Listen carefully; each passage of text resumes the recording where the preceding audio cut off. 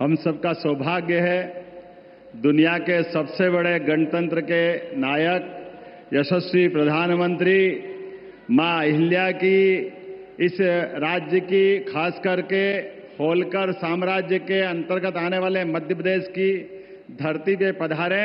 मैं दोनों हाथ जोड़ के प्रणाम करता हूं, अभिनंदन करता हूं। आपके सबके साथ जोरदार अभिनंदन करें माननीय यशस्वी प्रधानमंत्री का।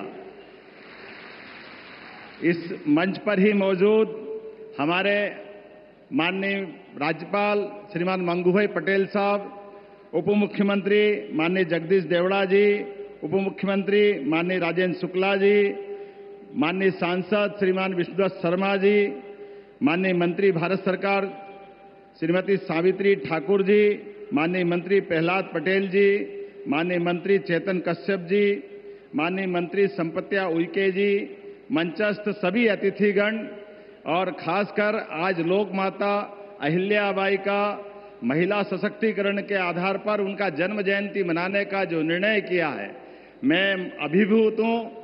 हमारे लिए आज का दौर ये और महत्व का है जब यशस्वी प्रधानमंत्री स्वयं जयंती मनाने के लिए आए हैं। तो एक बार जयकारा लगाए, बोले अहिल्या महारानी की। अहिल्या महारानी का जीवन, यद्यपि उनका जन्म 300 साल पहले हुआ, माननीय प्रधानमंत्री जी बताना चाहूंगा, एक ऐसी शासिका जिसके जीवन के अलग अलग पक्ष पूरा देश नतमस्तक होता है। आदर्श बहू भी ऐसी कि ससुराल में सासू मां और ससुर जी वो भी अपने जान से ज्यादा बेटी के रूप में चाहते रहे। अपने पति के साथ जीवन बिताने में भी आदर्श पत्नी, लेकिन शासन की व्यवस्था में पति को भी शासन की व्यवस्था में अधिकार एक सीमा तक ही रखते हुए शासन को सर्वोच्च आधार पर जो उनने शासन के सूत्र सीखे उसका उत्कृष्ट उदाहरण उनके माध्यम से आता है। उनके ही जीवन में आदर्श धर्मात्मा, अपने जीवन में धन की कमी नहीं है, लेकिन शासन का धन और निजी धन दोनों का अंतर भी बताने का अगर प्रयास किसी ने किया है तो अहिल्या महारानी ने किया है। मैं अहिल्या महारानी के जीवन के इतने पक्षों पे बात कर सकता हूं, लेकिन मैं विस्तार से नहीं कहूंगा।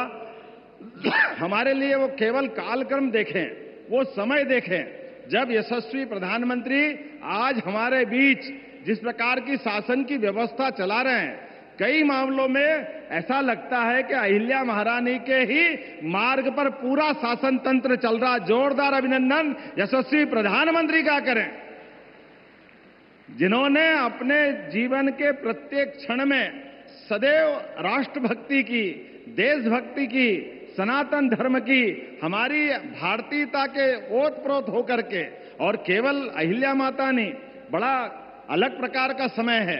हमारा विगत 500 साल का समय देखें मध्य प्रदेश में तो हमारे यहां नारी स्वातंत्र का, शासक का, रानी दुर्गावती अकबर की सेना से टक्कर लेते हुए हमारी बहनों की शासन की व्यवस्था में किस प्रकार से शासन चलाया जाता है। गोंडवानी की रानी, उनका अपना अलग से 52 बार और 3 बार अकबर को धूल चटाने का काम किसी ने किया है तो गोंडवाना की रानी ने किया है।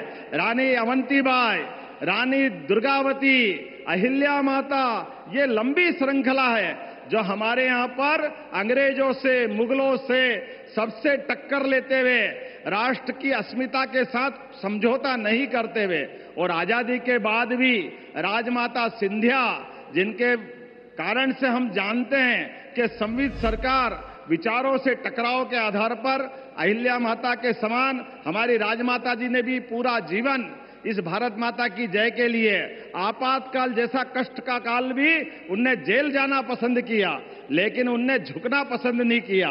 मैं आपके लिए और धन्यवाद देना चाहूंगा माननीय प्रधानमंत्री जी, आपने मध्य प्रदेश को गौरवान्वित किया है।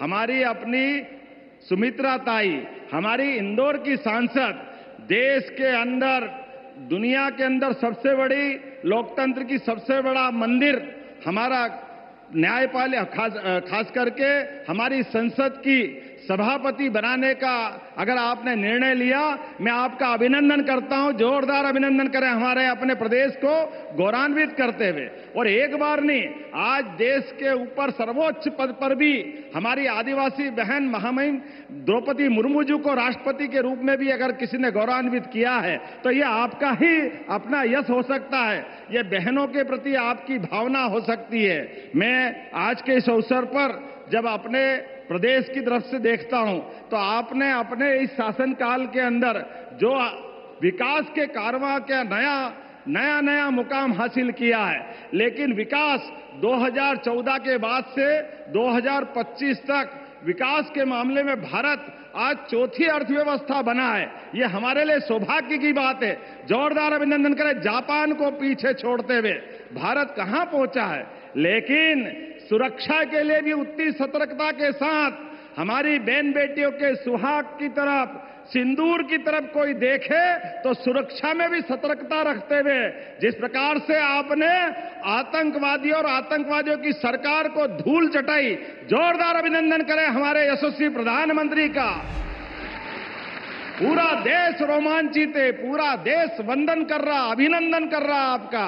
हमारा आज अहिल्या माता का जन्म जयंती मनाना सच्चे अर्थों में सार्थक हो रहा है। पूरे साल हमने अलग अलग कार्यक्रम किए हैं, लेकिन अहिल्या माता ने भी जिस प्रकार से देश और धर्म की रक्षा के लिए अपना पूरा जीवन जिया, उसी प्रकार से यशस्वी प्रधानमंत्री भी देश की सीमाओं पर आतंकवादियों द्वारा किए गए घटनाक्रम का बहन बेटियों के साथ जिस प्रकार से उनके अपने सुहाग पर सिंदूर पे हाथ डालने का प्रयास किया, आपने घर में घुस के उनको ठिकाने लगाने का काम किया है। ये हमारे लिए अत्यंत गर्व की बात है।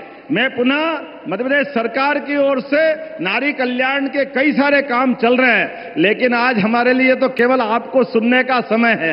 हम कुछ न बताते हुए केवल आपका वंदन कर रहे हैं, अभिनंदन कर रहे हैं। आपके माध्यम से हमने कई प्रकार के नारी अर्थात महिला, युवा, गरीब, किसान, ये चारों श्रेणियों के लिए सबके जीवन में बेहतर से बेहतर हो सके, शासन मध्य प्रदेश सरकार केंद्र सरकार के साथ कदम से कदम मिला के चल सके, ऐसे सारे कामों का सिलसिला हमने प्रारंभ किया है।